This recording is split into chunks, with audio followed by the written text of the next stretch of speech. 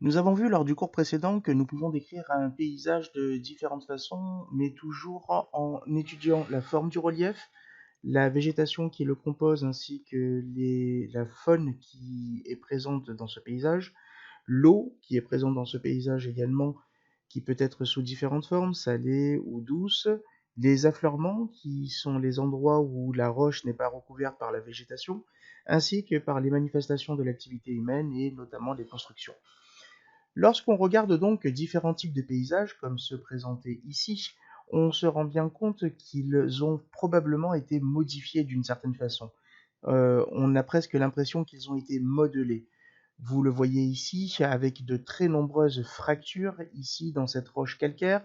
Là, on aurait dit que la forme est complètement modelée, avec des arêtes, des creux et ainsi de suite. Ici, on se retrouve avec une vallée qui a probablement été creusée avec une correspondance ici au niveau du calcaire, ou ici encore au niveau du Grand Canyon avec des paysages somptueux qui ont probablement été également aussi modifiés. Tous ces paysages ont été modifiés sur des millions d'années sans aucune intervention de l'homme. Et nous pouvons donc nous poser la question suivante, comment les paysages sont-ils modifiés?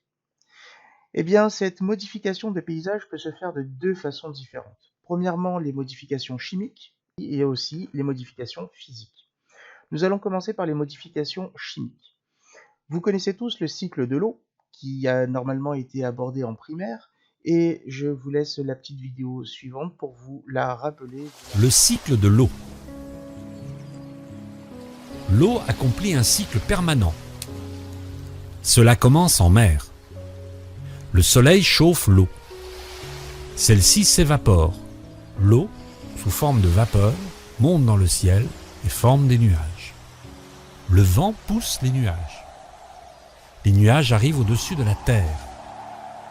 La vapeur d'eau se refroidit et change d'état. Elle redevient liquide et elle tombe en pluie, ou s'il fait très froid, elle devient solide et tombe en neige ou en glace. L'eau tombée sur terre ruisselle et coule jusque dans les rivières. Elle peut s'enfoncer dans la terre et rejoindre les nappes phréatiques, ces grandes réserves d'eau souterraines. L'eau des nappes phréatiques ressurgit sous forme de sources. Ces sources sont à l'origine des rivières et des fleuves. Ainsi, l'eau retourne dans les mers. Le cycle est complet. Vous avez donc compris comment le cycle de l'eau se fait, et l'eau de pluie, il faut savoir qu'elle est légèrement acide. Ça veut dire quoi être légèrement acide? C'est-à-dire que si on regarde un petit peu la concentration en dioxyde de carbone, qui va entraîner l'acidité, eh bien dans les nuages, il y a très peu de dioxyde de carbone, alors que dans l'eau de pluie qui s'écoule au sol, eh bien cette eau de pluie va être enrichie en dioxyde de carbone, donc va être légèrement plus acide. L'eau qui ruisselle au niveau du sol est également plus acide puisqu'elle va s'enrichir à nouveau au moment de ce que l'on appelle le lessivage des sols en dioxyde de carbone. Eh bien, sur le schéma suivant, nous pouvons nous apercevoir un peu plus de cette acidité et de son rôle sur les roches. Si on s'intéresse à quelques éléments minéraux qui sont présents soit dans l'eau de pluie en milligrammes par litre, soit dans une roche qui est ici du granit, soit dans l'eau de source qui s'évacue et qui sort de cette roche. Eh bien, on peut se rendre compte qu'en parlant par exemple du silicium, qui est un élément minéral, l'élément minéral le plus abondant sur Terre, eh bien, il n'y en a absolument pas du tout dans l'eau de pluie. Les roches ici sont très très riches en silicium, 71% de silicium. Eh bien, au sortir de la roche, du granit, eh bien, l'eau de pluie va être ici enrichie à 8,5 mg par litre. Ça veut dire que ce silicium qui était absent dans l'eau de pluie va être arraché à la roche ici dans le massif rocheux, et ce silicium va se retrouver ici au niveau de l'eau de source. On peut le retrouver sur différents éléments minéraux, par exemple le calcium ici, très peu de calcium dans l'eau de pluie, pas mal de calcium ici au niveau du granit, et l'eau de pluie qui sort, c'est énormément enrichi en calcium. Cela permet donc d'expliquer que selon les éléments minéraux qui sont ici indiqués, certains éléments minéraux vont être très facilement arrachés à la roche, alors que d'autres un peu plus difficilement. C'est le cas par exemple du potassium, vous le voyez, très peu de potassium ont été arrachés à la roche. Ceci permet d'expliquer également la composition des eaux minérales. En effet, lorsqu'on achète des eaux minérales en supermarché, eh bien, on se rend compte qu'ils n'ont pas tous la même composition en éléments minéraux. Eh bien, cela va dépendre simplement de la roche par laquelle l'eau est passée. Ainsi, l'eau de Contrex, ici, est très enrichie en calcium. Elle possède 486 mg par litre de calcium. L'eau d'Évian, un petit peu moins. Et ainsi de suite pour chacun des éléments minéraux. Voici donc pour l'action chimique de l'eau sur les roches. Nous allons passer maintenant aux modifications physiques. Pour commencer sur ces modifications physiques qu'on appelle également mécaniques, nous allons commencer par l'action gel-dégel. Alors vous avez probablement déjà essayé de mettre une bouteille remplie à ras-bord au congélateur d'eau.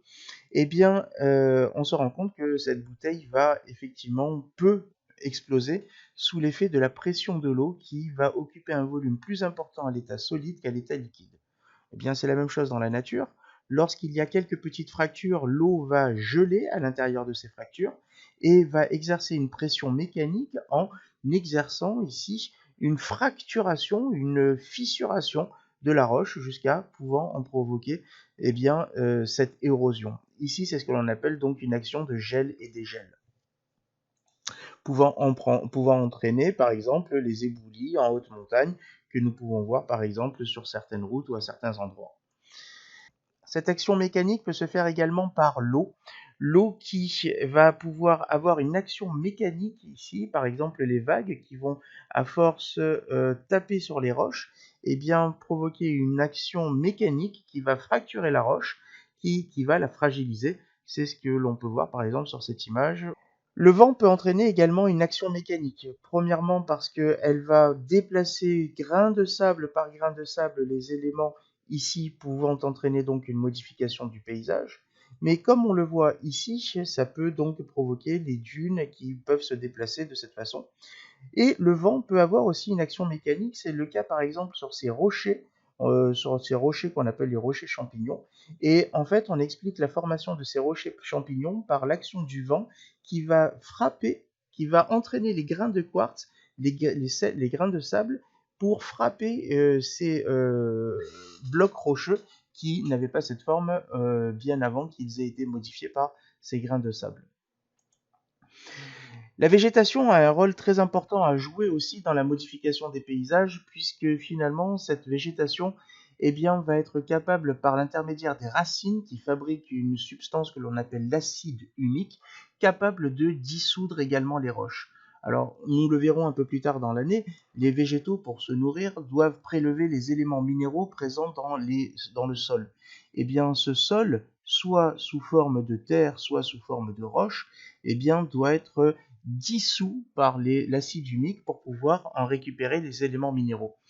Si on regarde effectivement ce paysage, on voit bien ici les fissures dans la roche qui peuvent être provoquées par l'eau, comme on l'a dit tout à l'heure, mais qui peut être aussi provoquée par l'action des racines qui vont dissoudre peu à peu la roche pour que le végétal puisse s'en nourrir. Si on laisse évoluer ce paysage, quelques centaines ou milliers d'années plus tard, on va se rendre compte ici donc des racines qui ont transformé complètement la roche en terre. Et plus on s'enfonce vers le sol, plus on voit ici des débris rocheux. Et là, la roche mère, ce qu'on appelle la roche mère, donc la roche du sous-sol, qui n'a pas été encore fragmentée par les racines, puisque vous voyez que les racines ne les atteignent pas encore. Ceci nous permet donc, si on laisse encore évoluer le paysage, de voir que les roches, les cailloux, sont de moins en moins nombreux, qu'ils ont été complètement fragmentés par l'action des végétaux, mais également de l'eau. Avec les différents horizons, donc les différentes parties que l'on retrouve dans le sol, avec ce qu'on appelle l'humus ici, et les roches mères avec des blocs ici, cailloux, plus bas. L'action aussi des végétaux peut être mécanique, puisque les racines peuvent avoir puisque les racines, lorsqu'elles ont une taille suffisamment importante, peuvent avoir une action mécanique en détruisant le sol, et vous avez probablement déjà vu en ville des goudrons, le bitume complètement gondolé par les racines des végétaux. Pour conclure cette vidéo, le bilan est le suivant. Nous venons de voir les modifications physiques et chimiques de différents facteurs sur les paysages. Eh bien, toutes ces modifications sont ce que l'on appelle de l'érosion. Les modifications des paysages sont provoquées donc par ce que l'on appelle l'érosion, qui correspondent à tous les phénomènes qui permettent d'arracher tout ou une partie des roches. Alors l'érosion peut être soit chimique, c'est l'action de l'eau et de l'acide humide fabriqué par les végétaux, comme nous l'avons vu, mais également physique ou mécanique, provoquée par l'action des vagues, le vent, l'alternance gel-dégel et bien d'autres facteurs encore. Cette vidéo est à présent terminée, vous pouvez à présent récupérer le cours disponible sur Pronote et le recopier sur votre cahier.